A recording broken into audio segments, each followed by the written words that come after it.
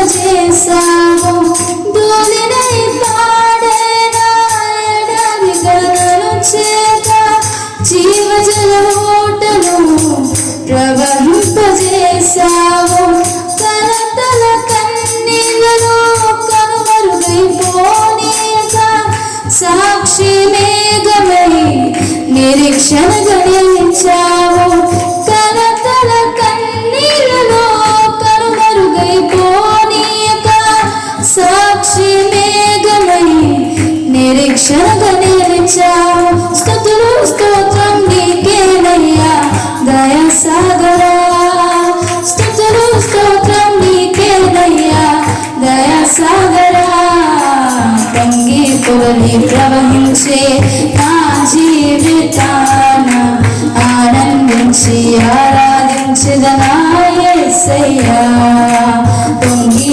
పొరలి ప్రవహించే నా జీవితాన ఆనందించి ఆరాధించెదనా యేసయ్యా కురిసింది పులకరి వాన నా గుండెలోనా నీ మందిర గుమ్మములోనే ఓటలతో శుద్ధి చేసి నా శీలమండలమునకు సౌందర్యమిచ్చితివి నీ మందిర గుమ్మములోనే ఓటలతో శుద్ధి చేసి నా శీలమండలమునకు సౌందర్యమిచ్చితివి నీ సన్నిధిలో నిలిచే భాగ్యము కోల్పోనీయక నీ ప్రభావ మేఘముతో సాక్షిగా నడిపితివి నీ సన్నిధిలో నిలిచే భాగ్యము కోల్పోనీయక నీ ప్రభావ మేఘముతో సాక్షిగా నడిపితివి తడిసి మునిగి తేలదనయ్యా ప్రేమ సాగరా తడిసి మునిగి తేలదనయ్యా ప్రేమ సాగరా పొంగి పొరలి ప్రవహించే నా జీవితాన ఆనందించి ఆరాధించెదనా యేసయ్యా పొంగి పొరలి ప్రవహించే నా జీవితాన ఆనందించి ఆరాధించెదనా యేసయ్యా కురిసింది పులకరి వాన నా గుండెలోన నా పులకరి వర్షము నీవై చిగురింపజేసావు నా ఆశల ఊహలో విహరింపజేసావు నా పులకరి వర్షము నీవై చిగురింపజేసావు నా ఆశల ఊహలను విహరింపజేసావు నా కడవరి వర్షము నీవై ఫలింపజేసావు నీ మహిమ వేగములో నన్ను కొనిపోయెదవు నా కడవరి వర్షము నీవై ఫలింపజేసావు నీ మహిమ వేగములో నన్ను కొనిపోయెదవు హర్షధ్వనులతో హర్షించెదను కరుణా సాగరా హర్షధ్వనులతో హర్షించెదను కరుణా సాగరా పొంగి పొరలి ప్రవహించే నా జీవితాన ఆనందించి ఆరాధించెదనా యేసయ్యా. పొంగి పొరలి ప్రవహించే నా జీవితాన ఆనందించి నా యేసయ్యా. కురిసింది తొలకరి వాన నా గుండెలోన చిరుజల్లులా ఉపదేశమే నీ వాక్యమే వర్షమే చిరుజల్లులా ఉపదేశమే నీ వాక్యమే వర్షమే నీ నిత్య కృపయే వాత్సల్యమే నీ దయే మోరమంచువలే నీ నిత్య కృపయే వాత్సల్యమే నీ దయే మోరమంచువలే పొంగి పొరలి ప్రవహించే నా జీవితాన ఆనందించి ఆరాధించెదనా యేసయ్యా. పొంగి పొరలి ప్రవహించే నా జీవితాన ఆనందించి ఆరాధించెదనా యేసయ్యా. కురిసింది తొలకరి వాన నా గుండెలోన. హల్లెలూయా.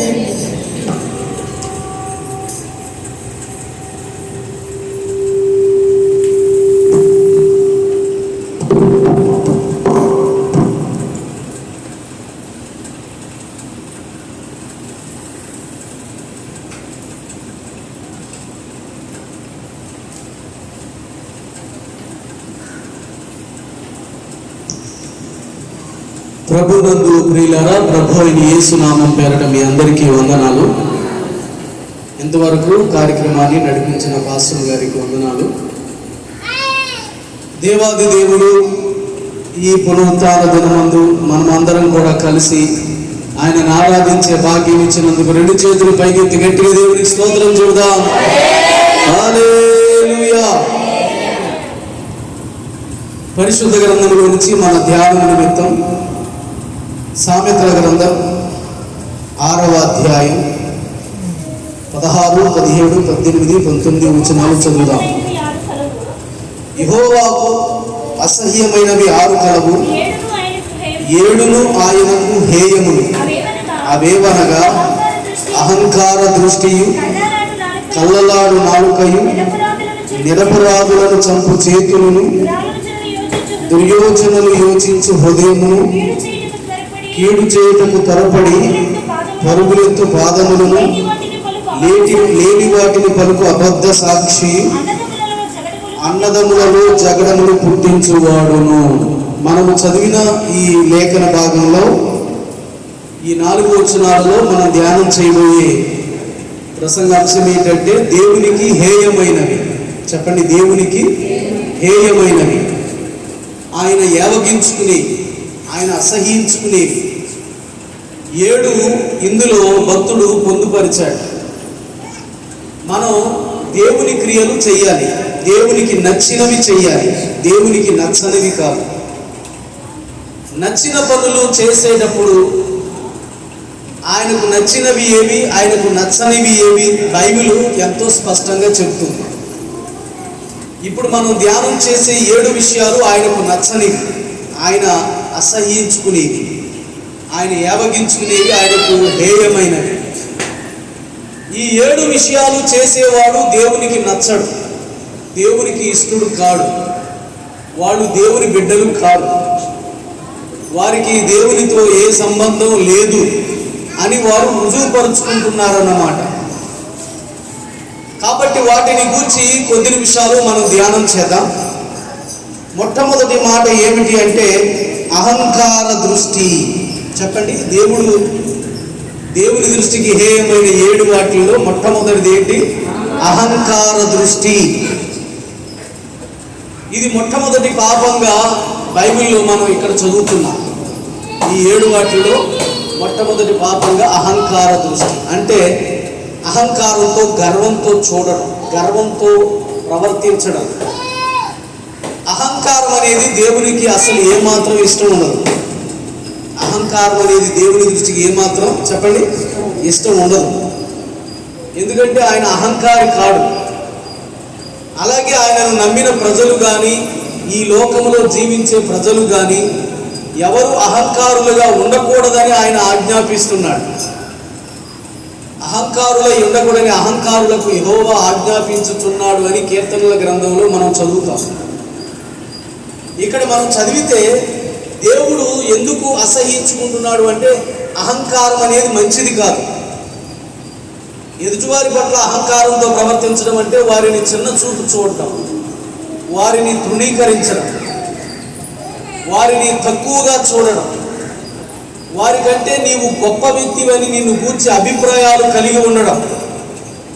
అందుమూలన ఈ గర్వాన్ని దేవుడు అణిచివేస్తాను అని దేవుని యొక్క వాక్యంలో మాట్లాడుతున్నాడు. గర్వం గురించి మనం బైబిల్లో మనం చదువుకుంటే 10వ కీర్తన 4-5 చరణాలు చదవండి ఒకసారి. 10వ కీర్తన 4-5 చరణాలు. దుష్టులు పొగరెక్కి యెహోవా విచారణ చేయడని అనుకొందురు. చూడండి 2వ చరణంలో దుష్టుడు గర్వించి దీనుని ఒడిగా తరుముచున్నాడు అని అంటూ, 4వ చరణంలో దుష్టులు పొగరికి యెహోవా విచారణ చేయడను కొందరు, దేవుడు లేడని వారెల్లప్పుడూ యోచించుదురు, వారెల్లప్పుడూ భయము మానుకొని ప్రవర్తింతురు. ఈ గర్విష్ఠులంటే దేవునికి ఎందుకు ఇష్టం ఉండదు అని అంటే వారు దీనులను బాధ పెడతారు. దీనులంటే దేవుడు దయ చూపుతాడు. గర్విష్ఠులేమో దీనులను ఒడిగా తరుముతూ బాధ పెడతారు. ఆ దీనులను తరిమేటప్పుడు గర్విష్ఠులు ఏమనుకుంటారంటే దేవుడు చూస్తున్నాడని వారు అనుకోరు. వాడు పొగరెక్కి యెహోవా విచారణ చేయడను కొందరు, దేవుడు లేడని వారు ఎల్లప్పుడూ యోచించుదురు. చెప్పండి, ఎవరు లేరనంట? దేవుడు లేడని వారు ఎల్లప్పుడూ యోచించుదురు. దేవుడు లేడని బుద్ధిహీనులు అనుకుందురు అని దేవుని యొక్క వాక్యంలో మనం చదువుతాం. ఈ దుష్టులు బుద్ధి లేని వాళ్ళే కాబట్టి దేవుడు విచారణ చేయడు, ఎందుకంటే ఆయన లేడు. మేము దీనుని ఎంతగానైనా ఒడిగా తరిమి అతనిని చంపేయచ్చు, అతనిని బాధ పెట్టవచ్చు, అతనిని ఇరుకులో ఇబ్బందులో పెట్టవచ్చు అని వాళ్ళు అనుకుంటారు. వారు ఎల్లప్పుడూ భయము మానుకొని ప్రవర్తింతురు. దైవ భయం అనేది వారికి ఏమాత్రం కూడా ఉండదు. అందుకే గర్విష్ఠులంటే దేవునికి ఇష్టం ఉండదు. గర్విష్ఠులు గర్వం మీద ఆధారపడి దేవుడు లేడు అనుకుంటారు, దేవుడు చూడడు అనుకుంటాడు, దేవుడు లెక్క అడగడు అనుకుంటాడు. దేవుడు అంటే భయము భక్తి లేకుండా ప్రవర్తిస్తారు. ఈ గర్విష్ఠులు చేసే పని ఇదే. దేవుడు అంటే లెక్క ఉండదు వాళ్ళకి. ఇక మనుషులంటే ఏమి లెక్క ఉంటుంది వాళ్ళకి? దేవుడు అంటే భయం ఉండదు, మనుషులంటే భయం ఎక్కడ ఉంటుంది వీళ్ళకి? కాబట్టి వీళ్ళు పొగరెక్కి యెహోవా చూడడని, విచారణ చేయడని, దేవుడు లేడని, ఆయన అంటే భయము భక్తి లేకుండా ప్రవర్తిస్తారు వీళ్ళు. 18వ కీర్తన 27వ చరణం చూద్దాం. చూడండి, 18వ కీర్తన 27వ చరణం. శ్రమపడు వారిని నీవు రక్షించదవు, గర్విష్ఠులకు విరోధివై వారిని అణిచివేసెదవు. గర్విష్ఠులకు దేవుడు ఎవరట? విరోధి. చెప్పండి, గర్విష్ఠులకు దేవుడు విరోధి. కాబట్టి గర్వాన్ని ఆయన అసహ్యించుకుంటున్నాడు. ఆయన దృష్టికి గర్వము హేయమైనది. అందుకే ఆయన శ్రమపడు వారిని రక్షిస్తాడు, కానీ గర్విష్ఠులకు విరోధి అయి వారిని అణిచివేస్తాడు. గర్వముగా ప్రవర్తించే వారంటే దేవునికి ఏమాత్రం ఇష్టం ఉండదు. వారి గర్వాన్ని అణిచివేస్తాడు దేవుడు. గర్విష్ఠులకు విరోధిగా ప్రవర్తిస్తాడు దేవుడు. అందుకే దావీదు 101వ కీర్తన 5వ చరణంలో చెబుతున్న మాట చూద్దాం. చూడండి, 121వ కీర్తన 5వ చరణం. తమ పొరుగు వారిని చాటున దూషించు వారిని నేను సంహరించదను, అహంకార దృష్టి గల వారిని నేను గర్వించిన హృదయము గల వారిని నేను సహింపను. దావీదు తన దేశములో తన సింహాసనం చుట్టూ ఉండే మనుషులలో గర్విష్ఠులను, గర్వం గల హృదయం గల వారిని సహింపను అని అంటున్నాడు. చూడండి, ఇక్కడ దావీదుకు గర్వం గలవారంటే ఇష్టం ఉండదు. తన కొలువులో ఏ గర్విష్టి ఉండడానికి అతడు ఇష్టపడటం లేదు. ఏ గర్విష్టి కూడా అందులో పనిచేయడానికి వీలు లేదు. నేను వారిని సహించను, వారిని తొలగించి వేస్తాను, వారిని పూర్తిగా లేకుండా చేసేస్తాను అని దావీదు మాట్లాడుకుంటున్నాడు వారి కొలువులో ఉన్న వారిని గురించి. 75వ కీర్తన 4-5 చరణాలు చూడండి ఒకసారి. 75వ కీర్తన 4-5 చరణాలు. అహంకారులై ఉండకూడని అహంకారులకు నేను ఆజ్ఞ ఇచ్చుచున్నాను. కొమ్ము ఎత్తకుడి, ఎత్తుగా కొమ్ము ఎత్తకుడి, పొగరు పట్టిన మాటలాడకుడి. చూడండి, అని భక్తిహీనులకు నేను ఆజ్ఞ ఇచ్చుచున్నాను. అహంకారులై ఉండకూడని అహంకారులకు ఆజ్ఞాపించుచున్నాడు. పొగరు పట్టిన మాటలాడకూడని భక్తిహీనులతో ఆయన మాట్లాడుతున్నాడు. మీరు అంతగా గర్వపడకండి, పొగరు పట్టిన మాటలు మాట్లాడకండి. ఎందుకంటే గర్వంతో నోటి వెంట వచ్చేది పొగరు పట్టిన మాటలే కదా, అంతా హెచ్చింపు మాటలే కదా, బడాయికోరుతనంతో మాట్లాడతారు కదా. అందుకే ఆ పొగరు పట్టిన మాటలు దేవునికి ఇష్టం లేదు. అందుకే దేవుడు అన్నాడు, మీరు అలా మాట్లాడకండి అని భక్తిహీనులకు నేను సెలవిచ్చుచున్నాను. అహంకారులై ఉండకూడని అహంకారులకు యెహోవా సెలవిచ్చుచున్నాడు. కాబట్టి జాగ్రత్తగా వినండి, మనం అహంకారంతో ఎప్పుడూ ప్రవర్తించకూడదు. అహంకారానికి ముంగుర్తు ఎవరు అని అంటే, యెషయా గ్రంథం 14వ అధ్యాయం 12-15 వచనాలు చదవండి ఒకసారి. యెషయా గ్రంథం 14వ అధ్యాయం 12-15 వచనాలు.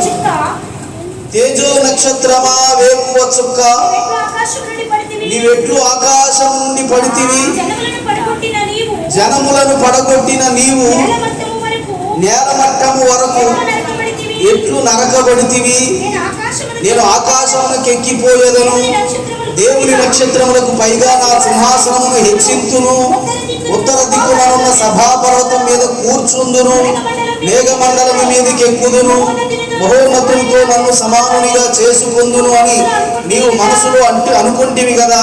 నీవు పాతాళమునకు నరకములో ఒక మూలకు త్రోయబడితివే అని తేజో నక్షత్రమా, వేకువ చుక్క అని పిలువబడుతున్న లూసిఫర్, సాతానుగాడి గూర్చి రాయబడింది. దేవుడు దేవదూతలను తయారు చేసినప్పుడు దేవదూతలలో గొప్ప దేవదూతగా సాతానుని దేవుడు తయారు చేశాడు. ఆ గొప్ప దేవదూత సైతాను సంగీతమును వాయించేవాడు.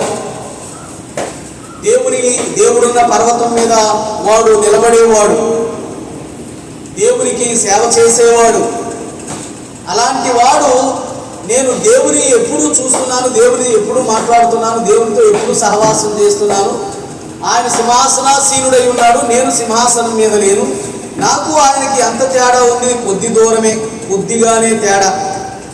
ఆ సింహాసనము నేను సొంతం చేసుకుంటే బాగుంటుంది అని ఉత్తర దిక్కునున్న సభాపర్వతం మీద కూర్చుందును, మేఘమండలం మీదకి ఎక్కుదును, మహోన్నతునితో నన్ను నేను సమానునిగా చేసుకుందును అని నీ మనస్సులో అనుకుంటివి అంటే వాడు దేవుని చేత చేయబడిన సృష్టము. ఆయన సృష్టికర్త. సృష్టికర్తకు సృష్టముకు ఎంత తేడా ఉంటుంది? ఆ తేడాను వాడు గమనించకుండా దేవునికి నాకు మధ్య ఎంత దూరం గ్యాప్ కొంచెమే ఉంది. కాబట్టి నేను ఆ ఉత్తర దిక్కునున్న సభాపర్వతం మీద ఆసీనుడనై ఉంటాను, మహోన్నతునితో నన్ను నేను సమానునిగా చేసుకుంటాను అని వాడు గర్వ హృదయంతో మనసులో అనుకున్నాడట. చూడండి, పరలోకంలో ఉత్తర దిక్కున సభాపర్వతం మీద ఆసీనుడై ఉన్న దేవుని సింహాసనాన్ని కైవసం చేసుకోవాలని వాడు ఎప్పుడైతే అనుకున్నాడో, వాడు పైకి ఎగసి దేవుని సింహాసనాన్ని స్వాధీనపరుచుకోవాలి అని అనుకున్నాడు. కానీ పాతాళమునకు నరకములో ఒక మూలకు త్రోయబడ్డాడు. వాడు చెప్పండి, ఎక్కడికి త్రోయబడ్డాడు? పాతాళములో నరకమునకు ఒక మూలకు త్రోయబడ్డాడు. ఆకాశ మహాకాశాల పైన పరలోకములో ఆసీనుడై దేవుని సింహాసనాసీనుడై ఉండాలని అనుకున్నాడు. కానీ భూమి భాగాల కంటే ఎంతో క్రింద భాగంలో ఉండే పాతాళములోని నరకములో ఒక మూలకు త్రోయబడ్డాడు. వాడు ఎందుకని దేవుడు అలా త్రోసివేసేశాడు అని అంటే వాడు గర్వించాడు. చెప్పండి, ఏం చేశాడు? గర్వించాడు. దేవుడు అతనికి ఎంతో ధన్యతనిచ్చి ఆయన సేవ చేసే భాగ్యాన్ని ఇస్తే, ఆయనతో చనువుగా ఉండేటటువంటి భాగ్యాన్ని ఇస్తే, ఆ చనువును కాస్త లోకు చేసుకున్నాడు.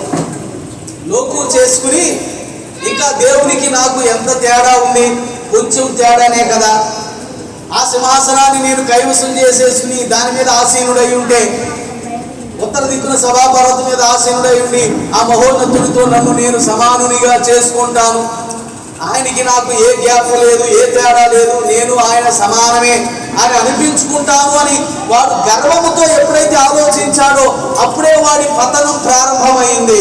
దేవుని యొక్క వాక్యం చెబుతుంది, తనకు తాను హెచ్చించుకునేవాడు తగ్గించబడును, తనకు తాను తగ్గించుకునేవాడు హెచ్చించబడును. వీడు తనకు తానుగా హెచ్చించుకునే ప్రయత్నం చేశాడు. అందుకే పాతాళములో నరకములోనికి ఒక మూలకు త్రోయబడ్డాడు. వాడు ఆకాశంలో కూడా వాడు నివసించడానికి యోగ్యత లేని వాడిగా ఎంచబడ్డాడు. ఎందుకని అంటే దేవునితో తను తాను సమానునిగా ఎంచుకోవాలనుకున్నాడు. అదే గర్వం. ఆ గర్వం వాడు చూపించి మూలకు త్రోయబడ్డాడు. అది వాడికి నెరవేర్చబడల. వాడిలో ఉంది ఆ ఆలోచన. వింటున్నారా? ఆ ఆలోచన నెరవేరకపోయేటప్పటికి దేవుడు మనుషులను తయారు చేసుకున్నాడు. ఆదామవ్వలను తోటలో వారు సంచరిస్తూ, దేవుడు తినమన్న పండ్లు తింటూ, దేవునితో చల్లపూటను రోజు మాట్లాడుతూ, ఆయనతో సహవాసం చేస్తుంటే ఈ సాతానుడు ఏం చేశాడు? అవ్వతో మాట్లాడి అవ్వను చెడగొట్టాడు. ఎలా? దేవుడు దేనినైనా తినొద్దన్నాడా అని అడిగితే తోట చెట్లలో మధ్యలో ఉన్న చెట్టు పండు తినొద్దన్నాడు, మీరు చావకుండినట్లు అని చెప్పింది. అరే, దేవుడు అంత అబద్ధం ఆడుతున్నాడు, మీరు ఆ పండు తింటే చావనే చావరు, పైగా దేవతల వలె ఉంటారు అని తెలుగులో ఉంది. ఇంగ్లీషులో దేవుని వలె ఉంటావు అని ఉంది. దేవుని అంతటి దానం అయిపోతావు నీవు, మీరు దేవుని అంతటి వారైపోతారు కాబట్టి అది దేవునికి ఇష్టం లేక మిమ్మల్ని పండు తినొద్దన్నాడు అని ఆదామవ్వలతో అబద్ధం చెప్పాడు సాతాను. వాడి మనసులో కోరిక దేవునితో సమానునిగా ఉండాలని. ఆ కోరిక నెరవేరకపోయేటప్పటికి మానవునిలో ఇది చొప్పించాడు.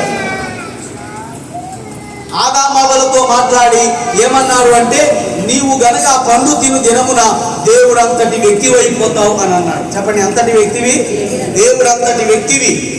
ఆ మాట విని కూడా అమ్మమ్మ ఏం చేసిందంటే చెట్టు దగ్గరికి వెళ్ళి ఆ పండును కోసి చూసింది. కోస్తే ఏమవదు, ఒడిలో పెట్టుకుంది, ఏమవదు. కొరికి చూసింది, తర్వాత తినేసింది. ఆదాము కూడా భార్య తిన్నది కదా అని అతను కూడా తినేశాడు. ఇప్పుడు వాళ్ళు సావును కొని తెచ్చుకున్నారు. చెప్పండి, దేనిని తెచ్చుకున్నారు? సావును కొని తెచ్చుకున్నారు వాళ్ళు. భౌతికమైన మరణం, ఆత్మీయమైన మరణం, రెండవ మరణం, నరకాన్ని కూడా తెచ్చిపెట్టుకున్నారు వాళ్ళు. ఈ సాతానుడే ఈ గర్వం అనే బీజం మనుషులలో నాటాడు. కాబట్టి ఆదిమ దంపతులు దేవుడు అంతటి వారైపోతారని చెప్పగానే వాళ్ళు నమ్మి గర్వ హృదయంతో వాళ్ళు పండును తిన్నారు. వాళ్ళు కూడా నరకానికి తోసివేయబడ్డారు. చెప్పండి, ఎక్కడికి తోసివేయబడ్డారు? నరకవాసులైపోయారు అప్పుడే. కాబట్టి జాగ్రత్తగా వినండి, ఈ గర్వం అనేది సాతానులో పుట్టుకొచ్చింది. ఆ సాతానులో నుండి మనుషుల్లోనికి వచ్చింది. ఇప్పుడు ఇంకొక గర్విష్ఠుని గురించి ధ్యానం చేద్దాం. లూకా సువార్త 18వ అధ్యాయం 11, 12 వచనాలు చదవండి ఒకసారి. లూకా సువార్త 18వ అధ్యాయం 11, 12 వచనాలు. పరిసయ్యుడు నిలవబడి, దేవా, నేను చోరులను, అన్యాయస్తులను, వ్యభిచారులనైన ఇతర మనుషుల వలెనైనను ఈ సుంకరి వలెనైనను ఉండనందుకు నీకు కృతజ్ఞతాస్తుతులు చెల్లించుచున్నాను. చూడండి, ఇతను ఏమంటాడో చూడండి. నేనెంతో గొప్ప పరిశుద్ధుణ్ణి దేవా అని మాట్లాడుతూ, నేను చోరులను, దొంగలను, అన్యాయస్తులను, వ్యభిచారులనైన ఇతర మనుషుల వలెనైనను, చివరికి నా వెనక నిలబడి ప్రార్థన చేస్తున్న సుంకరి వలెనైనను ఉండనందుకు నీకు కృతజ్ఞతాస్తుతులు చెల్లించుచున్నాను అని అంటూ తనను తాను పొగుడుకుంటున్నాడు, గొప్ప చేసి మాట్లాడుకుంటున్నాడు. ఎంతో గర్వ హృదయంతో దేవుని దగ్గర మాట్లాడుతున్నాడు. దేవుని దగ్గర ఇంకేం మాట్లాడుతున్నాడు? వారానికి 2 మార్లు ఉపవాసం చేయించు, నా సంపాదన అంతట్లో 10వ వంతు చెల్లించుచున్నానని తనలో తాను ప్రార్థించుచుండెను. 14వ వచనం రిజల్ట్ ఏంటి? అతని కంటే ఇతడు నీతిమంతుడుగా తీర్చబడి. ఇతడు అంటే 13వ వచనంలో ఉన్నవాడు. సుంకరి దూరముగా నిలవబడి ఆకాశం వైపు కన్నులెత్తుటకైనను ధైర్యము చాలక అతడు రొమ్ము కొట్టుకుంటూ పాపినైన నన్ను కరుణించుము దేవా అని ప్రార్థన చేసుకొనగా దేవుడు ఏం చేశాడు? అతనిని నీతిమంతునిగా తీర్చిదిద్దాడు. దేవుని దగ్గర ప్రార్థించుకునేటప్పుడు ఉండవలసిన లక్షణం ఏమిటి? మీరు చదవక్కర్లేదు కానీ 2వ దినవృత్తాంతాల గ్రంథం 7వ అధ్యాయం 14వ వచనంలో, నా పేరు పెట్టబడిన నా జనులు తమ్మును తాము తగ్గించుకుని తమ చెడు మార్గములను విడిచిపెట్టి నన్ను వెదకిన ఎడల ఆకాశం నుండి నేను వారి ప్రార్థనను విని వారి పాపములు క్షమించి వారి దేశమును స్వస్థపరచుదును అని అన్నాడు. చూడండి, దేవుని దగ్గర ప్రార్థించుకునేటప్పుడు మనుషులకు ఉండవలసిన లక్షణం తనను తాను తగ్గించుకోవాలి. చెప్పండి, తనకు తానుగా తగ్గించుకోవాలి. కానీ ఈ పరిసైడు ప్రార్థన ఎలా ఉంది? తగ్గింపు ప్రార్థన కాదు అది. తనకు తాను హెచ్చించుకుంటున్నాడు దేవుని దగ్గరే. నేను దొంగలు కాదు, అన్యాయస్తుని కాదు, వ్యభిచారులైన ఇతరుల మనుషుల వలె కాదు, ఈ సుంకరు లాంటి వాడిని కూడా కాదు. కానందుకు ఏం చేయాలి? దేవా, నేను వారిలో లేనందుకు నీకు వందనాలు చెల్లిస్తున్నా. నువ్వు నన్ను మార్చావు. నన్ను మార్చినట్టే ఇతరులైన మనుషులను మార్చు, నన్ను మార్చినట్టే ఈ సుంకరిని మార్చు అని ప్రార్థన చెయ్యాలి. ఏ పార్టీ వాడినయ్యా నాకెంత గొప్ప ధన్యత ఇచ్చావు అని దేవుడి సన్నిధిలో కృతజ్ఞతలు తగ్గించుకుంటూ చెప్పాలి. కానీ ఇతడు గర్వ హృదయంతో కృతజ్ఞతలు చెబుతున్నాడు. ఆ కృతజ్ఞతలు కూడా దేవుని సన్నిధికి చేరల, అతని ప్రార్థన కూడా దేవుని సన్నిధికి చేరల. ఎందుకంటే 14వ వచనంలో అతని కంటే ఇతడు నీతిమంతుడై ఇంటికి తిరిగి వెళ్ళాడు. అతడు అంటే పరిసయుడు, ఇతడు అంటే సుంకరి. పరిసయుడు కంటే సుంకరి నీతిమంతుడిగా తీర్చబడ్డాడు. ఎందుకంటే పరిసయుడు తన్ను తాను తగ్గించుకుని ఆకాశం వైపు కన్నులెత్తటానికైనా ధైర్యము చాలక, అంటే ఆకాశమందున్న దేవుని చూడటానికైనా నేను సరిపోను, నేను పెద్ద పాపిని, ఆ దేవుడు నన్ను క్షమించగలిగిన వాడు, దేవా పాపినైనా నన్ను కరుణించు దేవా అని అతడు తగ్గించుకుని ప్రార్థించుకోగా ఆ ప్రార్థనకు దేవుడు జవాబిచ్చాడు. గట్టిగా దేవునికి స్తోత్రం చెబుదా. కాబట్టి గర్వం మనుషుల పట్ల చూపకూడదు, గర్వం దేవుని సన్నిధిలో చూపకూడదు. సాతాను దేవుని ఎదుట గర్వాన్ని చూపాడు, నరకంలో ఒక మూలకు త్రోసివేయబడ్డాడు. మనుషులు కూడా గర్వం చూపుతున్నారు దేవుని సన్నిధిలో. వారు క్షమించబడకుండా వారి ప్రార్థనలు దేవుని సన్నిధికి చేరకుండా ఆగిపోతున్నాయి. కాబట్టి జాగ్రత్తగా వినండి. ఇక్కడ మనం చేయవలసిన పని ఏమిటి అంటే గర్వాన్ని విడిచిపెట్టాలి. చెప్పండి, దేనిని విడిచిపెట్టాలి? చెప్పాలి గట్టిగా, గర్వాన్ని విడిచిపెట్టాలి. ఎందుకంటే ఆయన గర్వాన్ని అణిచేసే దేవుడు. యెషయా గ్రంథం 13:11 చదవండి ఒకసారి. యెషయా గ్రంథం 13:11. యెషయా గ్రంథం 13:11. లోకుల చెడుతనమును బట్టి దుష్టుల దోషమును బట్టి. చూడండి, అహంకారుల అతిశయమును మాన్పించెదను అని అంటున్నాడు. చూడండి, ఇక్కడ అహంకారుల అతిశయమును మాన్పించెదను, బలత్కారుల గర్వమును అణిచివేసెదను. అహంకారుల అతిశయమును మాన్పించెదను, బలత్కారుల అతిశయమును గర్వమును అణిచివేసెదను. ఎందుకనంటే వాటిని మాన్పించి అణిచివేయడానికి కారణం మనుషులు ఆ గర్వ హృదయుల చేత బాధింపబడతారు, మనుషులు నష్టపోతారు, మనుషులు కష్టపడతారు, వేదనకు గురి అవుతారు. అందుకే అహంకారుల అహంకారాన్ని అణిచివేస్తాను, బలత్కారుల గర్వాన్ని మాన్పించి వేస్తాను అంటున్నాడు దేవుడు. చూడండి, మనము దేవుని సన్నిధిలో దేవుని ఎదుట మనుషుల ఎదుట గర్వముగా ప్రవర్తిస్తే దేవుడు అంటున్నాడు, పొగరు పట్టిన మాటలాడకుడి, అహంకారుల యుద్ధకుడని అహంకారులకు ఆయన సెలవిచ్చుచున్నాడు అని 75వ కీర్తన 4-5 చరణాలు మనం చదువుకున్నాం కదా. కాబట్టి ఇప్పుడు ఈ గర్వం దేవునికి అసహ్యమైనది, హేయమైనది. దేవునికి నచ్చని, దేవుడు యావగించుకునే ఈ గర్వాన్ని మనం వదిలిపెట్టి తగ్గించుకుని ప్రార్థన చేద్దాం, తగ్గించుకుని ప్రవర్తిద్దాం, తగ్గించుకుని ఆలోచన చేద్దాం, తగ్గించుకుంటూ నడుచుకుందాం. అప్పుడు దేవునికి ఇష్టలమవుతాం. కాబట్టి దేవునికి హేయమైనది ఏమిటి?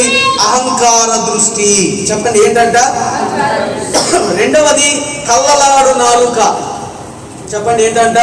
కళ్ళలాడు నాలుక అంటే అబద్ధాలాడే నాలుక. చెప్పండి ఏ నాలుక? అబద్ధములాడే నాలుక. ఈ నాలుకకు అద్దు అదుపు ఉండదు, ఎప్పుడు నిజం చెప్పదు. మాట్లాడేస్తూ ఉంటారు కానీ అన్ని అబద్ధాలే మాట్లాడుతూ ఉంటారు.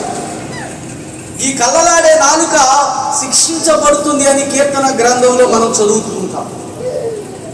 కాబట్టి దేవుడు ఈ కళ్ళలాడే నాలుకను అసహ్యించుకుంటున్నాడు. నాలుకను మాట్లాడడానికి దేవుడిచ్చాడు. ఈ మాట ఎంతో స్వచ్ఛమైనదిగా, పవిత్రమైనదిగా, అవసరమైనదిగా, క్షేమాభివృద్ధికరమైనదిగా, ఉప్పు వేసినట్టు రుచికరమైనదిగా ఉండాలి అని దేవుని వాక్యం సెలవిస్తుంది. కానీ ఇక్కడ ఏమిటి అంటే ఇతరులను మోసం చేయాలని ఉద్దేశపూర్వకంగా లేనిపోని మాటలు చెప్పడం. అబద్ధం ఆడడం అంటే కావాలని, చెప్పండి, కావాలని ఉద్దేశపూర్వకంగా లేని మాటలు చెప్పడం, అబద్ధాలు చెప్పడం. ఇది సామెతల గ్రంథం 12వ అధ్యాయం 22వ వచనం చూడండి ఒకసారి. సామెతల గ్రంథం 12:22. అబద్ధమాడు పెదవులు యెహోవాకు హేయములు, సత్యవర్తనులు ఆయనకిష్టులు. అబద్ధమాడు పెదవులు యెహోవాకు హేయములు. ఎందుకనంటే వాళ్ళు నిజం చెప్పరు, వాళ్ళు లేని వాటిని చెప్పుకుంటూ పోతారు, ఉన్న వాటిని ఎప్పుడూ చెప్పరు. ఆదిమ తోటలో ఆదికాండం 3వ అధ్యాయంలో ఆదిమ దంపతులైన ఆదాము అవ్వలతో సాతానుడు అబద్ధమాడే కదా వారిని నాశనానికి గురి చేసింది. అబద్ధాలు మానవ జీవితాలను పాపములో పడేస్తాయి. అబద్ధాలు మానవ జీవితాలను నరకపాత్రులనుగా చేస్తాయి. అబద్ధాలు మానవ జీవితంలో నెమ్మది లేకుండా చేస్తాయి, ప్రశాంతత లేకుండా చేస్తాయి, సమాధానం లేకుండా చేస్తాయి. వారు సరిగా ప్రవర్తించకుండా చేస్తుంది అబద్ధం. అందుకే అబద్ధాలు ఆడేవారంటే, అబద్ధాలు ఆడే పెదవులంటే దేవునికి చాలా అసహ్యం. 19వ కీర్తన 19వ అధ్యాయం సామెతల గ్రంథం 22వ అధ్యాయం. సామెతల గ్రంథం 19:22 వచనం. సామెతలు 19:22. కృపచూపుట నరుని పరులకు ప్రియునిగా చేయును, అబద్ధికుని కంటే దరిద్రుడే మేలు. అబద్ధికుని కంటే అక్కరలో ఉండడమే మేలు అని దేవుని వాక్యం చెబుతుంది. చెప్పండి, దరిద్రుడు అంటే అక్కర కలిగిన వాడు కదా. అబద్ధాలు ఆడి ధనం సంపాదించే కంటే అబద్ధం ఆడకుండా అక్కరలో ఉండిపోవడమే మేలు. అర్థమవుతుందా? వ్యాపారాలు చేస్తారు, అబద్ధాలు ఆడకుండా వ్యాపారం చేయగలరా? ఇన్ని అబద్ధాలు ఆడుతూ ఉంటారు. అబద్ధాలు ఆడి చెడ్డ వస్తువును కూడా మంచి వస్తువుగా అమ్మేస్తూ ఉంటారు చాలామంది. అబద్ధాలు ఆడుతూ మోసాలు చేస్తూ ఎన్నో లక్షల రూపాయలు, కోట్ల రూపాయలు సంపాదించుకుంటున్నారు జనాలు. అందుకే అబద్ధములాడే కంటే, అబద్ధికుని కంటే దరిద్రుడే మేలు అని. అబద్ధములాడుతూ బ్రతికేవాని కంటే దరిద్రుడుగా, ఏమీ లేనివానిగా బ్రతికేవాడే మేలు. ఎందుకంటే అతడు సమాజానికి ఏ కీడు చేయడు, దేవునికి ఏ బాధ కలిగించడు. కాబట్టి అతడు దరిద్రతలో అలా బ్రతుకుతూ ఉంటాడు, అంతే తప్ప సమాజానికి కీడు చేయడు, దేవుని నామానికి అవమానం తీసుకురాడు. అందుకే అబద్ధికుని కంటే దరిద్రుడే మేలు అని దేవుని యొక్క వాక్యం సెలవిస్తుంది. 58వ కీర్తన 3వ చరణం చూద్దాం, చూడండి. 58వ కీర్తన 3వ చరణం.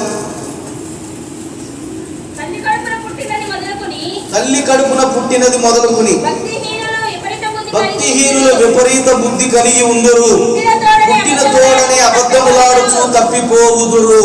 అబద్ధములాడే వాళ్ళు మార్గం తప్పిపోయి ప్రవర్తిస్తున్నవారు. వారు పుట్టిన తోడనే అబద్ధములాడుచు తప్పిపోవుదురు అని దేవుని యొక్క వాక్యం సెలవిస్తుంది. చెప్పండి, పుట్టిన తోడనే అబద్ధములాడుతూ తప్పిపోవుదురు. వాడు తిన్ననైన దారిలో నడవరు, వంకర దారిలో కాని మార్గంలో వాళ్ళు నడుస్తున్నారు, తప్పిపోతున్నారు. ఎందుకంటే వాళ్ళు సత్యమును మాట్లాడాలని దేవుడు నోటిచ్చాడు వాళ్ళకి, కానీ వాళ్ళు అసత్యమును అబద్ధమును మాట్లాడుతున్నారు. సత్యమును మాట్లాడుతూ సరైన దారిలో ప్రవర్తించాలని దేవుడు నిర్ణయిస్తే వారు అబద్ధాలు ఆడుతూ కాని మార్గములో దారి తప్పి తిరుగుతున్నారు అని దేవుని యొక్క వాక్యం సెలవిస్తుంది. 62వ కీర్తన 4వ చరణం చూడండి ఒకసారి. 62వ కీర్తన, అతని ఔన్నత్యమును బట్టి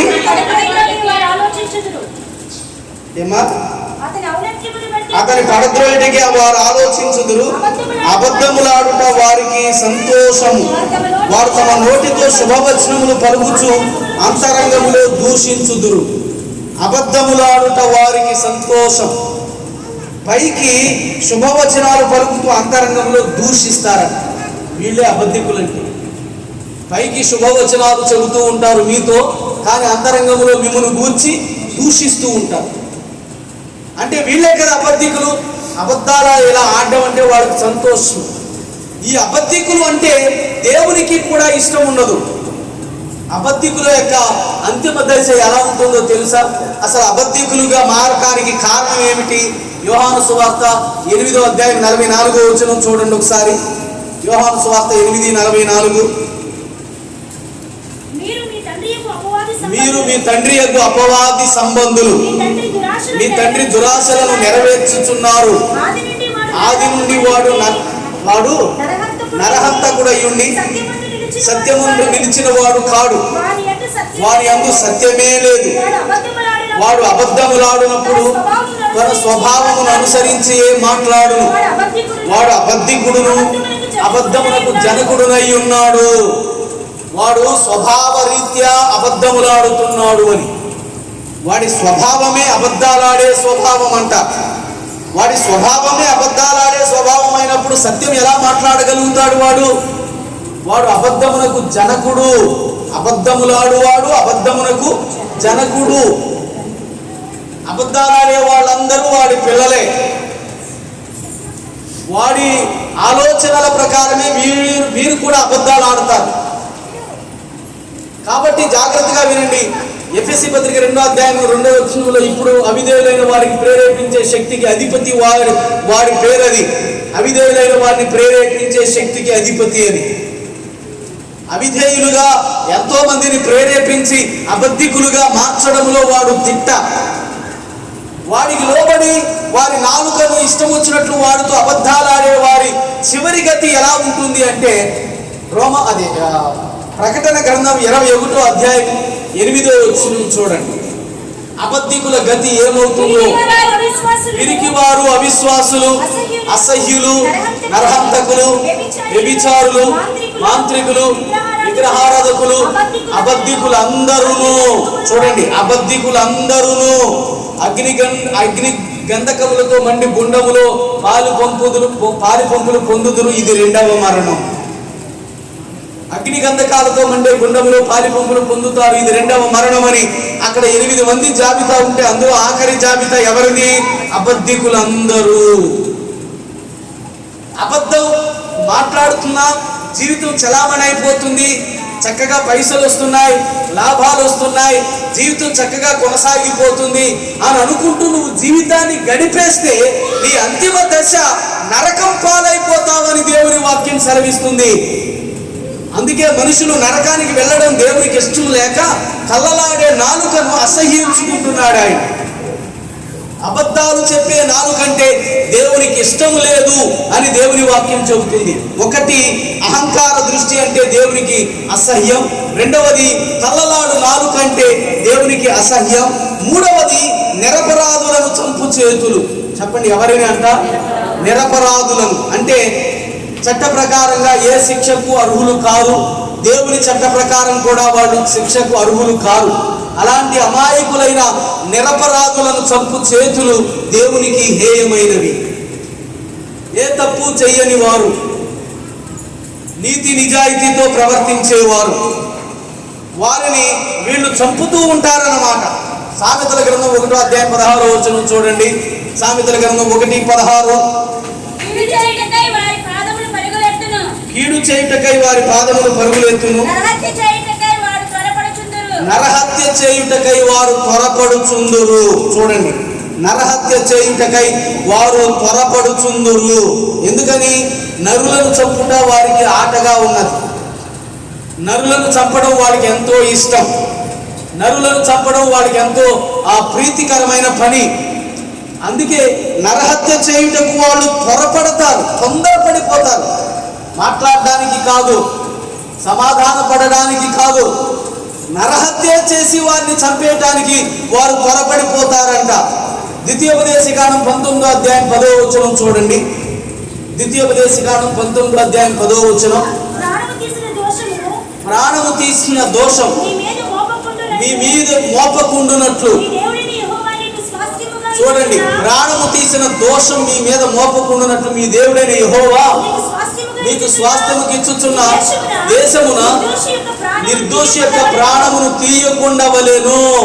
ప్రాణము తీసిన దోషం మీ మీద మోపకుండా ఉండాలి అంటే దేవుడు మీకు ఇచ్చే దేశములో నిర్దోషి యొక్క ప్రాణాన్ని మీరు తీయకూడదు అని అంటున్నాడు దేవుడు. చూడండి, ఇశ్రాయేలీయులు అరణ్యములో ఉండగా బోధ చేస్తున్నాడు. నేను మీకు ఇచ్చే దేశములో ప్రాణదోషం మీ మీద మోపకుండా ఉండాలి అంటే మీరు నిర్దోషులను చంపకూడదు,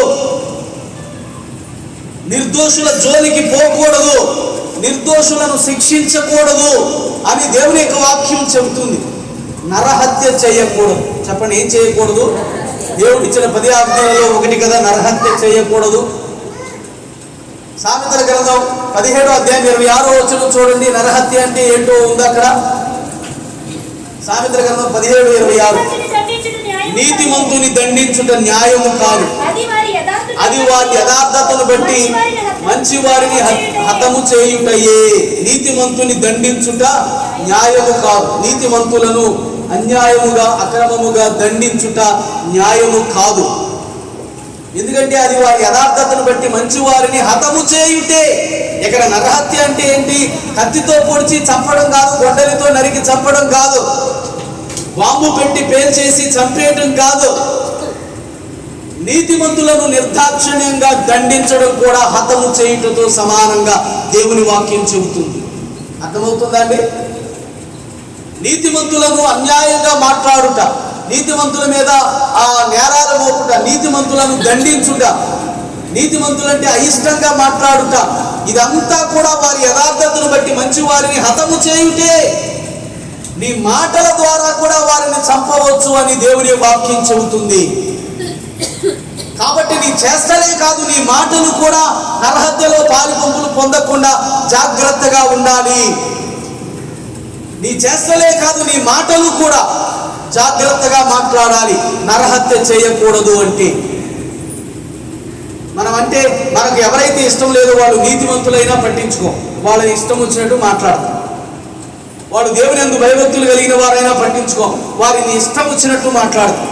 ఇలా మాట్లాడితే వారి యథార్థతను బట్టి మంచి వారిని హతము చేయుటే అని దేవుని వాక్యం సెలవిస్తుంది. కాబట్టి నిరపరాధులను చంపు చేతులు దేవుని దృష్టికి హేయమైనవి. మూడవది, నిరపరాధులు చంపు చేతులు దేవుని దృష్టికి హేయమైనవి. నాలుగవది చూద్దాం, దుర్యోచనలు యోచించు హృదయం. చెప్పండి, నాలుగవది ఏంటి? దుర్యోచనలు యోచించు హృదయం. హృదయంలో దురాలోచనలు. చెప్పండి, హృదయంలో దురాలోచనలు. 24వ కీర్తన 2వ చరణం చూద్దాం. చూడండి, 24వ కీర్తన 2వ చరణం. కాదమ్మా, సామెతల గ్రంథం 24:2. సామెతల గ్రంథం 24:2. వారి హృదయము బలత్కారము చేయ యోచించును, వారి పెదవులు కీడును గూర్చి మాట్లాడును. వారి హృదయము బలత్కారం చేయ యోచించును. దుర్యోచనలు అంటే అదే. వారి హృదయంలో బలత్కారం చేయాలనే యోచన కలుగుతుంది. దురాలోచన అంటే అదే కదా. మనం మార్కు సువార్త 21వ అధ్యాయం 7వ వచనం చదివితే అందులో 7వ అధ్యాయం 21వ వచనం నేను తిరిగే చెప్పాను. 7వ అధ్యాయం 21వ వచనం మార్కు సువార్తలో, లోపల నుండి అనగా మనిషిని హృదయంలో నుండి దురాలోచనలు. చాలు, అక్కడ 13 చెడ్డవి వచ్చి మనిషిని అపవిత్రపరచుచున్నవి అని చెప్పి ఆ 13 చెడ్డ గుణాలలో మొట్టమొదటిది దురాలోచనలు అని ప్రభు చెబుతున్నాడు.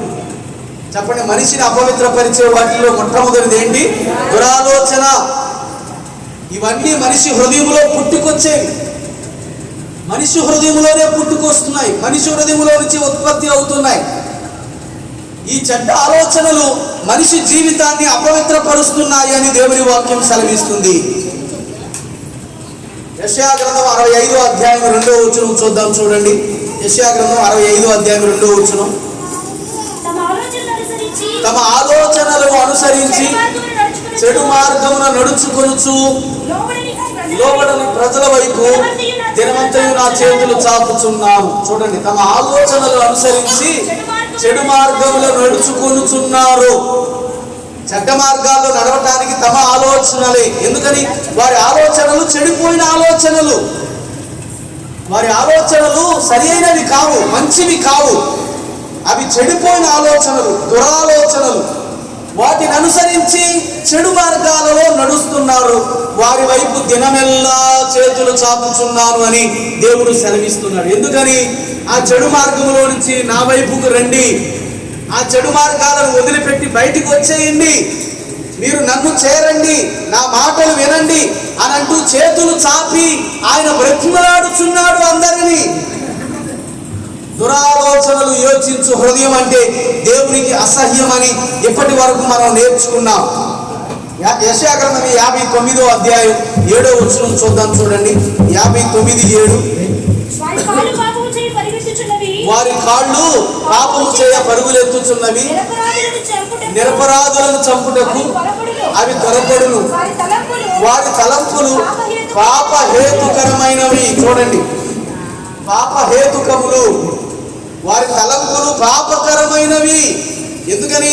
దురాలోచనలు చేస్తారు కాబట్టి వారి ఆలోచనలు, వారి తలంపులు పాపకరములు. ఇవి వారిలో పుట్టుకొచ్చేవి. అందుకే ఆదికాండం 6వ అధ్యాయం 5వ వచనంలో దేవుడు చెబుతున్నాడు. చూడండి ఒకసారి ఈ ఆలోచనలను గురించి. నరుల చెడుతనము భూమి మీద గొప్పదనియు, వారి హృదయం యొక్క తలంపులు ఊహంతయు ఎల్లప్పుడూ కేవలం చెడ్డదనియు యెహోవా చూచెను. వారి హృదయంలోని ఆ తలంపులలోని ఊహ అంతా ఎల్లప్పుడూ కేవలము చెడ్డది. అదే ఆదికాండం 8వ అధ్యాయం 21వ వచనం. చూడండి, 8వ అధ్యాయం 21వ వచనం. అప్పుడు యెహోవా ఇంపైన సువాసన ఇక మీదట నరులను బట్టి భూమిని మరలా శపించను. ఎందుకనగా నరుల హృదయాలోచనలు వారి బాల్యము నుండి చెడ్డవే. నరుల హృదయాలోచనలు ఎప్పటి నుంచి చెడ్డవి? బాల్యము నుండి చెడ్డవే. బాల్యంలో ఎందుకు చెడుతనం చేస్తున్నారు? చెడుతనం అంటే వారికి ఏం తెలుసు అని అంటే, వారు పుట్టుకతోనే పాపులు కాబట్టి, స్వభావ రీత్యా పాపులు కాబట్టి, పాపపు స్వభావంతో పుట్టారు కాబట్టి పాపం చేస్తున్నారు, చెడు చేస్తున్నారు. అందుకే వారి హృదయము బాల్యము నుండి చెడ్డదే. పెద్ద అయిన తర్వాత మరీ చెడిపోయింది. ఆ చెడు హృదయంలో నుంచి చెడు ఆలోచనలు, దురాలోచనలు, దేవునికి వ్యతిరేకంగా ఎలా ప్రవర్తించాలి, మనుషులను ఎలా మోసం చేయాలి, మనుషులను ఎలా బురిడి కొట్టించాలి, మనుషులను ఎలా చంపాలి, మనుషులకు ఎలా కీడు కలిగించాలి, మనుషుల మీద ఎలా పెత్తనం చేయాలి, ఇలాంటి దురాలోచనలన్నీ హృదయంలో నుండి పుట్టుకొచ్చేవి. ఇలాంటి హృదయం అంటే దేవునికి అస్సలు ఇష్టం లేదు. 4వది దుర్యోచనలు యోచించు హృదయం. 5వది కీడు చేయుటకు త్వరపడి పరుగులెత్తు పాదములు. చెప్పండి, ఏ పాదాలంట? కీడు చేయటానికి పరుగులెత్తు పాదాలు. వారికి కీడు చేయటానికి వారి పాదాలు ఎంతో త్వరగా పరుగులెత్తుతున్నాయి. ఇది సామెతల గ్రంథం 1వ అధ్యాయం 16వ వచనంలో చదువుదాం. చూడండి, సామెతల గ్రంథం 1:16. కీడు చేయటకై వారి పాదములు పరుగులెత్తును. చాలు, కీడు చేయటకై వారి పాదాలు పరుగులెత్తును. ఎదుటి వారికి హాని చేయటానికి ఎంతో త్వరగా పరుగులెత్తుతున్నాయి వారి పాదాలు. దేవుని సన్నిధికి పరిగెత్తే పాదాలు కాదివి.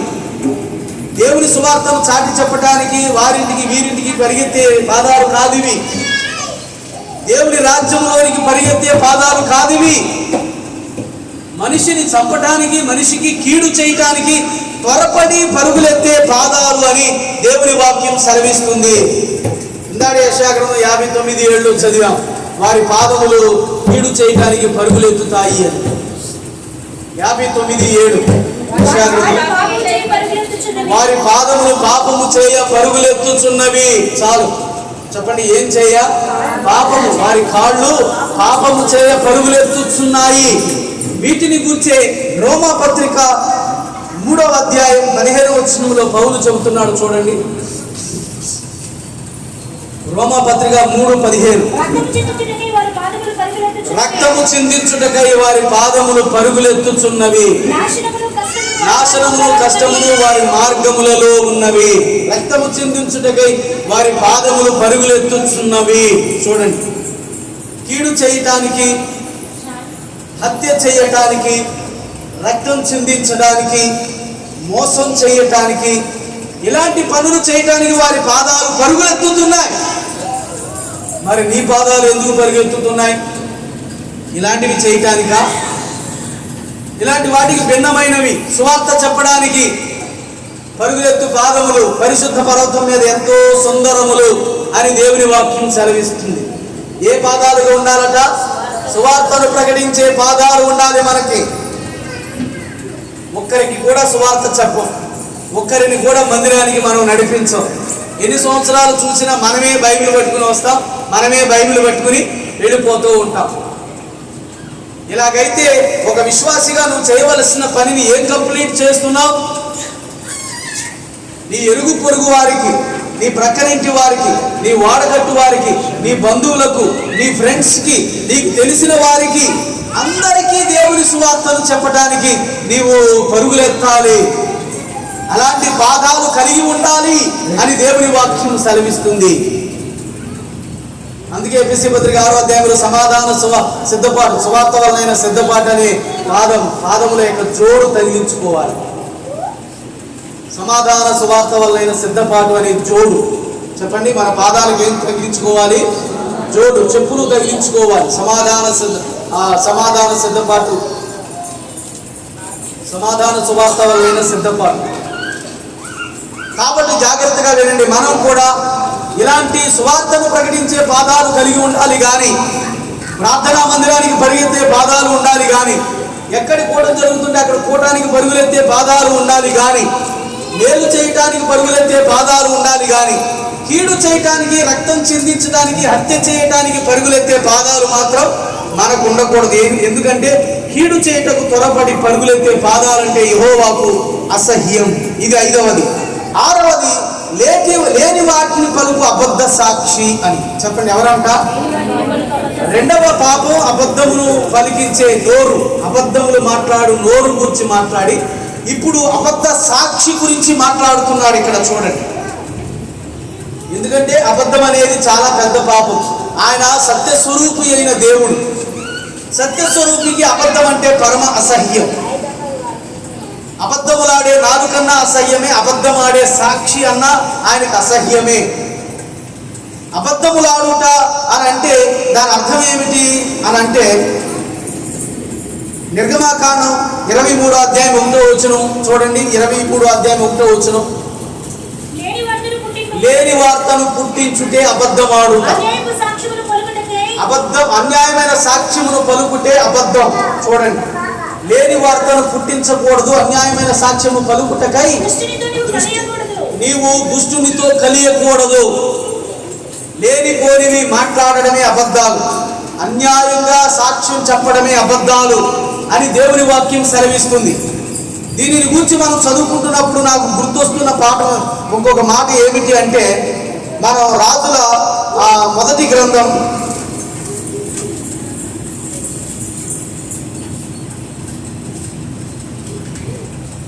రాజుల మొదటి గ్రంథం 21వ అధ్యాయం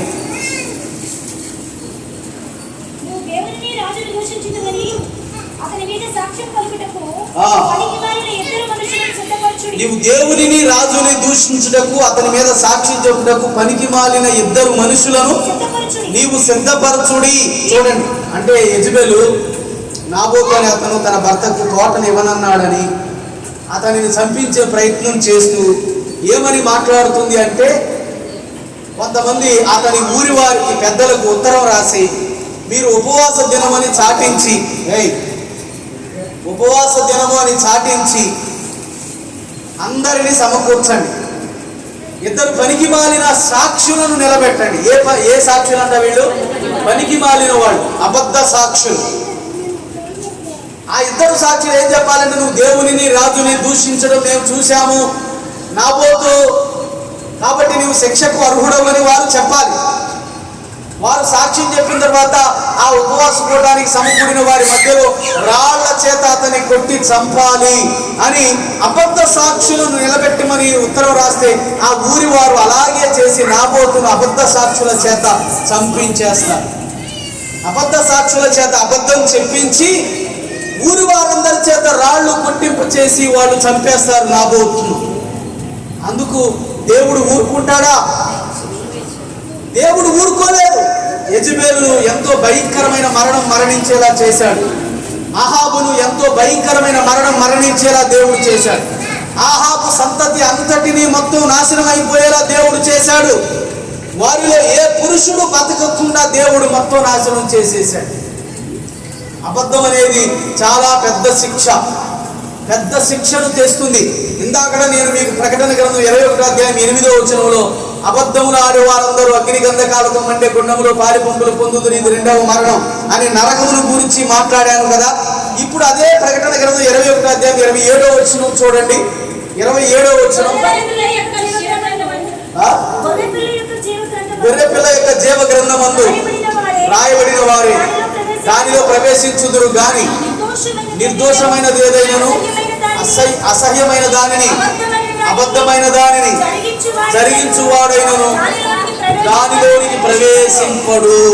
చూడండి, అబద్ధమైన దానిని జరిగించువారు దానిలోనికి ప్రవేశింపరు. అదే ప్రకటన గ్రంథం 22వ అధ్యాయం 15వ వచనం చూడండి. ప్రకటన 22:15,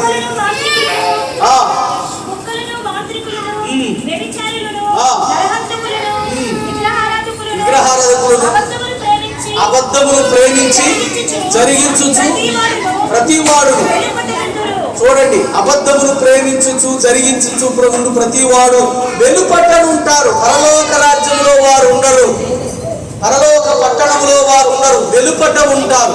అబద్ధమును ప్రేమించి జరిగించుచు ఉండేవారు. చెప్పండి, ఎవరంట? అబద్ధమును ప్రేమించుచు జరిగించుచు ఉండేవారు దానిలో ప్రవేశించరు, వెలుపట ఉంటారు. అంటే నరకం పాలైపోతారు అని దేవుని వాక్యం సెలవిస్తుంది. అందుకే అబద్ధాలు ఆడకూడదు, అబద్ధాలు ఆడేవారిని కూడా నియమించకూడదు. ఎందుకంటే అబద్ధాలు చెప్పిస్తున్నామంటే మనం అబద్ధం ఆడినట్లే. అబద్ధ సాక్ష్యాన్ని చెప్పిస్తే మనం చెప్పినట్లే కదా, మన ప్రేరణ చేతే వాళ్ళు చెబుతున్నారు కదా. కాబట్టి అబద్ధాలు మాట్లాడకూడదు, అబద్ధపు సాక్ష్యాలు చెప్పకూడదు. ఇలాంటివి దేవునికి అసహ్యమైనవి అని దేవుని యొక్క వాక్యము సెలవిస్తుంది. ఇక చివరిది 7వది, అన్నదమ్ములలో జగడమును పుట్టించువాడు అని. చెప్పండి, ఎవరంట? అన్నదమ్ముల మధ్య జగడాలు పుట్టించువాడంటే దేవునికి అసహ్యం. ఎందుకని? 133వ కీర్తన 1వ చరణం, సహోదరులు ఐక్యత కలిగి నివసించుట ఎంత మేలు ఎంత మనోహరమని దేవుని వాక్యం చెబుతుంది. సహోదరులు ఎలా ఉండాలంట? ఐక్యత కలిగి నివసించాలి. వారు విడిపోవడం దేవుని చిత్తం కాదు, వారిని విడగొట్టడం దేవుని చిత్తం కాదు. వారిద్దరి మధ్య సమాధాన పరిచేవారిగా ఉండాలి తప్ప వారిద్దరి మధ్య జగడాలు పుట్టించువారిగా మాత్రం ఉండకూడదు. సమాధాన పరచువారు ధన్యులు, వారు దేవుని కుమారులు అనబడుదురు అని మత్తయి సువార్త 5వ అధ్యాయంలో కొండ మీద ప్రసంగం మీద దేవుడు చెప్పాడు కదా ధన్యతలలో.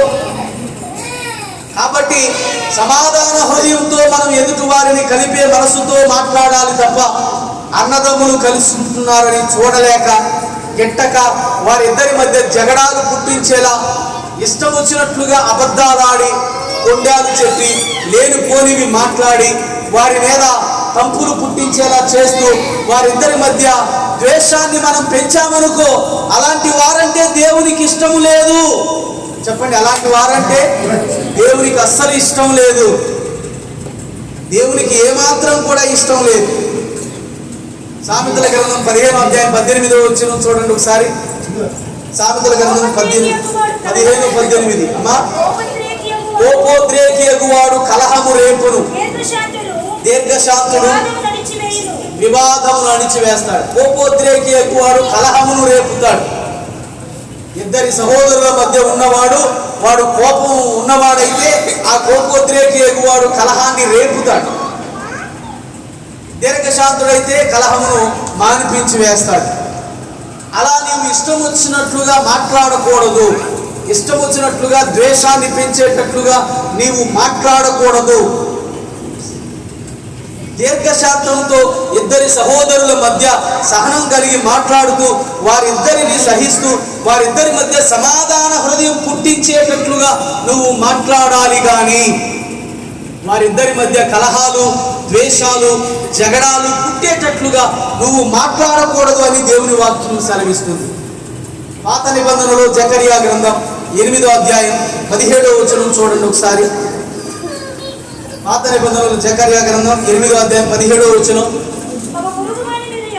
తమ పొరుగు వారి మీద ఎవడును దుర్యోచనలు చేయకూడదు, అబద్ధ ప్రమాణము చేయ ఇష్టపడకూడదు. ఇవన్నీ నాకు అసహ్యములు. ఈ దురాలోచన, ఈ అబద్ధ ప్రమాణం, ఎందుకంటే సహోదరుల మధ్య జగడాలు పుట్టించేటప్పుడు ఇలాంటి వాటిని వాడకూడదు. అబద్ధ ప్రమాణం చేసి వారిద్దరి మధ్య గొడవలు పెట్టకూడదు. ఒకరి మీద ఒకరికి అబద్ధాలు చెబుతూ, ప్రమాణం చేసి అబద్ధాలు చెబుతూ గొడవలు పెట్టకూడదు. ఎందుకని అని అంటే మీరు చదవక్కర్లేదు, కానీ కొరింథీయులకు రాసిన మొదటి పత్రిక 3వ అధ్యాయం 3వ వచనంలో జగడములు పుట్టించేవాడు శరీర సంబంధి అని పౌలు చెబుతున్నాడు సంఘస్థులతో. సంఘస్థులలో శరీర సంబంధులు ఎవరు అంటే జగడములు పుట్టించువారు, జగడములలో బ్రతికేవారు అని దేవుని వాక్యం సెలవిస్తుంది. గలతీ పత్రిక 5వ అధ్యాయం 19-20 వచనాలు శరీర కార్యాలలో చూడండి, శరీర కార్యాలు స్పష్టమై ఉన్నవి అంటూ అందులో వివాదములు అంటూ జగడాలు పుట్టించే మనసు కూడా ఉంది. అక్కడ శరీర కార్యములలో జగడము ఉంటుంది. శరీర సంబంధులు శరీర కార్యాలు చేస్తారు, వీళ్ళే జగడమాడతారు, వీరే సహోదరుల మధ్య జగడాలు పుట్టిస్తారు అని దేవుని వాక్యం సెలవిస్తుంది. కాబట్టి సహోదరులు ఐక్యత కలిగి నివసించుట ఎంత మేలు, ఎంత మనోహరం అని దేవుని వాక్యం చెబుతుంటే, వారితో పాటు మనము సమాధాన హృదయం కలిగి మాట్లాడటం పోయి జగడాలు పుట్టించేవారుగా ఉంటే నిన్ను దేవుడు అసహ్యించుకుంటాడు. 7 విషయాలు ఇప్పటి వరకు చదువుకున్నాం. అహంకార దృష్టి, కళ్ళలాడు నాలుక, నిరపరాధులను చంపు చేతులు, దుర్యోచనలు యోచించు హృదయం, కీడు చేయటకు తరపడి పరుగులెత్తు పాదములు, లేని వాటిని పలుకు అబద్ధ సాక్షి, అన్నదమ్ములలో జగడమును పుట్టించువాడు, యెహోవాకు హేయమైన వారు. కాబట్టి ఈ లక్షణాలన్నింటినీ మనలో లేకుండా జాగ్రత్త పడదాం. దేవునికి అయిష్టులుగా కాకుండా ఇష్టులుగా బ్రతుకుదాం. దేవాది దేవుడు ఈ మాటలు మన వినికిడిలో దీవించి ఆశీర్వదించును గాక. ఆమేన్.